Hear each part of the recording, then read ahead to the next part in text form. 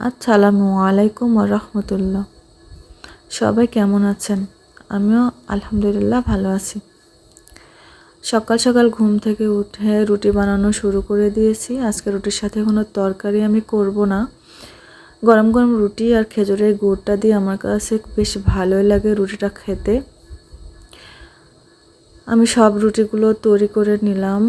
এদিকে রেডি হব। আজকে আমার হাজব্যান্ড আমাকে বলেছে বাইরে যেতে হবে। গুড় নেওয়া হয়েছিল 5 কেজি মতো। গুড়গুলো বাটিতে খুব ভালো করে রেখে দিলাম ফ্রিজে উঠায়ে। তারপরে আমার ছেলে বাবুটাকে সাথে করে নিয়ে ও খুব বায়না করছিল, আমি নিতে চাচ্ছিলাম না, তাও বললাম আম্মু যাবো, ওকে সাথে করে আমি রওনা দিলাম। ব্যাংকে যেতে হবে। ব্যাংকে নাকি টাকা দিচ্ছে না, ব্যাংকে কিছু টাকা আছে, ওই ব্যাংক থেকে টাকাগুলো উঠাতে হবে। বাবু তো অনেক এক্সাইটেড আমার সাথে বাইরে যাচ্ছে। অনেক দিন পর বাসার মধ্যে বন্দি হয়ে থাকে। আমি তেমন কোথাও বের হই না, খুব বেশি প্রয়োজন না হলে আমার কোথাও যাওয়া পড়ে না। এদিকে ব্যাংকে পৌঁছায় গেছি। আস্তে আস্তে উঠলাম, সিঁড়িটা অনেক উঁচু। বাবু তো উঠতেই পারছিল না, অনেক উঁচু উঁচু সিঁড়ি। যাই হোক, তারপরে আস্তে আস্তে উঠলাম। উঠে বাবু তো টেলিফোন দেখলো ফার্স্ট টাইম। দেখে তো খুব আনন্দিত, আমাকে একের পর এক প্রশ্ন করছে, আম্মু টেলিফোন নাকি? তুমি বলেছো অফিসে থাকে, তাহলে ব্যাংকে কেন? যাক, ওকে আমি বোঝালাম। বোঝা নিয়ে ওদিকে আমি ক্যাশ কাউন্টারে যেয়ে বললাম যে ভাইয়া টাকা দেবেন কিনা। ওরা তো টাকা দিতে চাচ্ছে না, বলে টাকা নাই, বসেন বসেন বসেন। আধা ঘন্টা ওয়েট করলাম, বাবুকে সাথে করে নিয়ে কথা টথা বলছিলাম, ওর কথা শুনছিলাম। অনেক প্রশ্ন করে, ওর প্রশ্নের উত্তর আমি মাঝে মাঝে দিতে পারি না। এই সোফাটা ওর পছন্দ না, ওনাকে পিছলে যাচ্ছিল বারবার, সেটাই আমাকে বোঝাচ্ছিল, আম্মু এই সোফাটা কেমন সোফা, কেন আমি পড়ে যাচ্ছি। তারপরে সোফায় বসলো, একটু হেঁটে বেড়াচ্ছে, একটু এইভাবে করতে করতে সময় পার তো হয় না, অপেক্ষার সময়। যাই হোক, অবশেষে 30,000 মতো টাকা আমাকে দিল। টাকা নিয়ে চলে আসলাম বাজারের উদ্দেশ্যে। বাজার বলতে আমি কিছু বাসন কাসন কিনবো, ওখানে যাচ্ছিলাম। যেতে যেতে আমার ছেলেটা বলে, আম্মু এখানে টাকা দাও, টাকা দাও, আমি ভিক্ষা দিব। আমি ওনাকে দিব। তারপরে দিলাম। দেওয়ার পরে চলে আসলাম এই দোকানে। এসে বেশ কিছু বাসন কাসন কিনলাম, কিনে বাসায় চলে আসলাম। এসে তো অনেক টায়ার্ড। তারপরেও রান্না করতে হবে, কোনো খাবার নাই রান্না করা, তাই আবার রান্না শুরু করে দিলাম।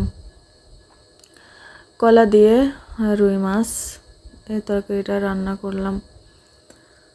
রান্না করে একটু ভাত খাইলাম, মেয়েকে খাবার দিলাম।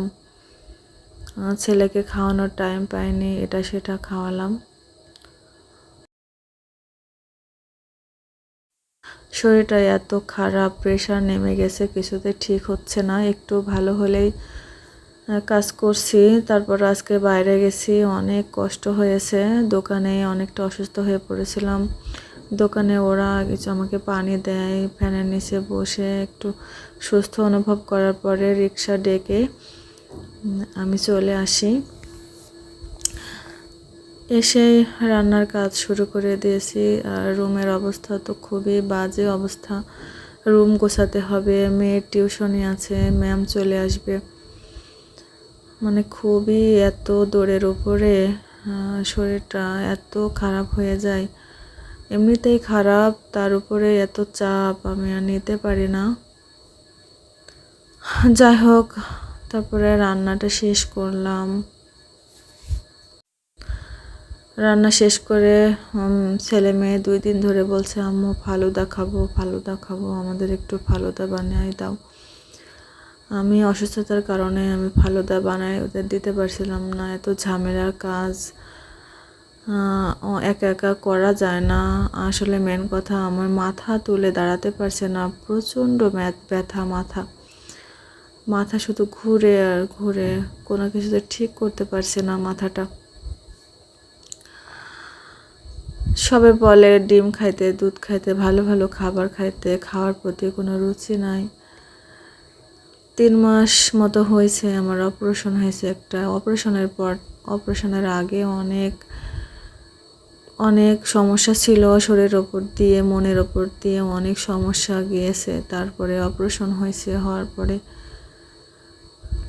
এই যে একা একা ছেলে মেয়ে নিয়ে একটা বাসা বাড়িতে এভাবে থাকি, সব কিছু সামলাইয়ে নিতে পারি না। এত কষ্ট হয় সেটা আসলে বলে বোঝাতে পারবো না। যাই হোক, আমি ফালুদা বানালাম, বানানো শুরু করলাম। রেসিপিটা আমি ভিডিওতে দিয়ে দিয়েছি, কিভাবে বানাচ্ছি এটা আপনারা দেখতে পারবেন। ফালুদাটা এত মজা হয়েছিল। এদিকে ছোট ননদের ছেলে মেয়ে বাসার এদিকে আসবে, ফোনে কথা বললাম। তারপরে বললাম তোমরা বাসায় আসো, আমি ফালুদা বানাচ্ছি, তোমরা খেয়ে যেও। আমি আবার কিছু বানাইলে একা একা খাইতে পারি না, আশেপাশে যে থাকে আমি চেষ্টা করি সবাইকে সাথে করে নিয়ে খাওয়ার। তারপরে সবাই মিলে ফালুদা তৈরি করে সবার দিলাম, দিয়ে সবাই খেয়ে বাসায় চলে গেল। আমার মেয়ের